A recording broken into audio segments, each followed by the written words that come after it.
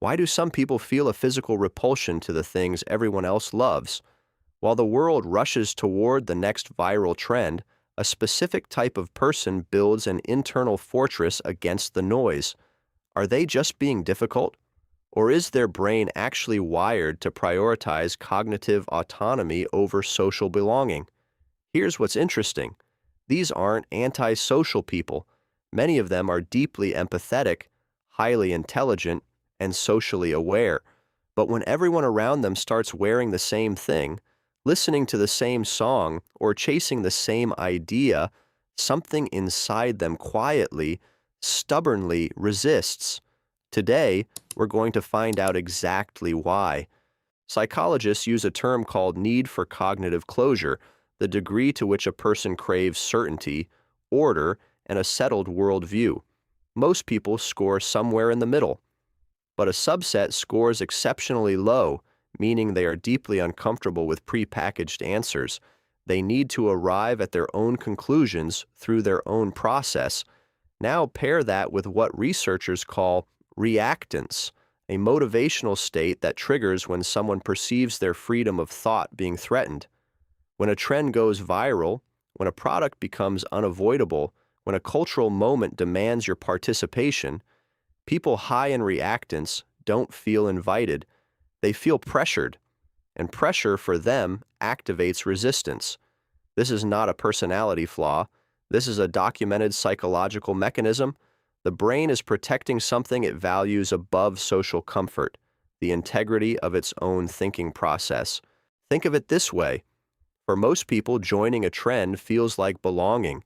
For this specific psychological type, it feels like submission, and submission to something external, regardless of how harmless, is perceived as a quiet erosion of the self. Here's where it gets neurologically interesting. When the average person participates in a cultural moment, buys the trending item, watches the viral show, joins the conversation, there's a measurable dopamine reward. It's the pleasure of belonging, of being synchronized with your social group. Humans are tribal animals. That synchronization is chemically satisfying, but for people who resist trends, that reward system works differently.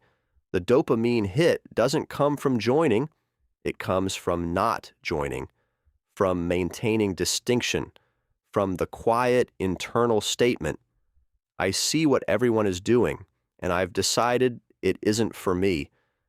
That decision itself carries a neurochemical reward tied to a deep sense of personal sovereignty. Consider Steve Jobs in 1997. When the entire tech industry was racing to add more features, more buttons, more complexity, Jobs did the opposite. He killed hundreds of products and kept 4. The instinct wasn't minimalism as an aesthetic choice. It was a deep resistance to the assumption that what everyone else was doing was correct. That friction between collective momentum and individual conviction produced one of the most influential design philosophies of the modern era. Or look at fashion.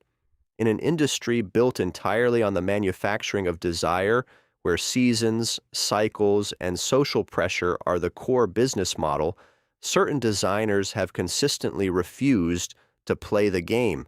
Yohji Yamamoto built an entire career on black, asymmetry, and deliberate anti-glamour at a time when maximalism ruled the runways. He didn't reject fashion to be rebellious. He rejected it because the hype never aligned with his internal compass. And in music, we see it repeatedly. Artists who reach a peak of cultural momentum and then, at the exact moment the audience expects more of the same, pivot entirely, not for strategy, not for branding, but because the internal cost of producing what everyone expects has become higher than the social reward of delivering it. These aren't cautionary tales. They're case studies in what happens when cognitive autonomy is applied at scale. The resistance produces something the trend itself never could, work that outlasts the moment that rejected it. This is why you'll often find that trend resistors aren't passive. They're not indifferent. They are intensely engaged with the cultural landscape. They just engage from a position of evaluation rather than participation. They watch, They analyze, they form opinions, and then they consciously choose their own path. The choice is the point. The dopamine isn't in the trend, it's in the autonomy of rejecting it. Let's be honest about what this costs. When you consistently opt out of collective enthusiasm, when you're the person who hasn't seen the show everyone's talking about, who doesn't care about the product everyone's obsessed with, who quietly steps aside while the cultural tide rushes past, you are setting a high threshold for social friction. And people high in cognitive autonomy generally know this. They've calculated the trade-off, even if unconsciously. They've weighed the warmth of communal validation against the integrity of their inner world, and they've decided, again and again, that the inner world is worth more. Psychologists would describe this as a high tolerance for existential aloneness, the ability to feel complete without external mirroring.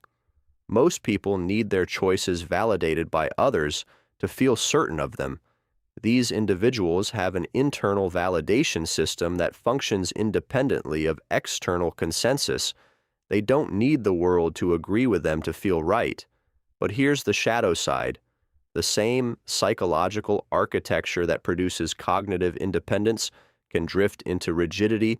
Resistance over time can become reflex, and reflexive rejection of anything popular is its own kind of conformity. It just conforms to the identity of being different.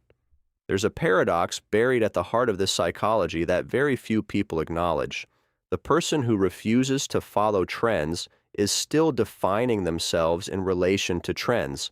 The fortress is built facing the crowd, and that means, in a subtle but important way, the crowd still has enormous power over them, just in reverse. True psychological autonomy isn't about refusal. It's about genuine indifference, the ability to encounter a trend, assess it without emotional charge, and either adopt it or walk away without the decision carrying the weight of identity. That's a much harder psychological position to hold. The healthiest version of this trait isn't contrarianism, it's discernment. It's the person who can say, this trend doesn't align with my values, and I'm choosing not to follow it, not because everyone else is, and not to prove something to myself, but simply because it isn't mine. The people who refuse to follow popular trends aren't broken. They aren't superior. They are operating from a different neurological and psychological architecture, one that places the long-term coherence of a personal value system above the short-term warmth of collective belonging. Whether that's a strength or a limitation depends entirely on the degree of self-awareness attached to it. Resistance without reflection becomes performance. Resistance with reflection becomes integrity. The difference between those two things is everything. The internal fortress isn't built against the world. It's built around the self. And for some people, that's not isolation, that's architecture. If this video made you think about your own relationship with trends, share it with someone who would have complicated feelings about watching it. And if you want to go deeper into the psychology of identity and authenticity, subscribe. There's a lot more where this came from,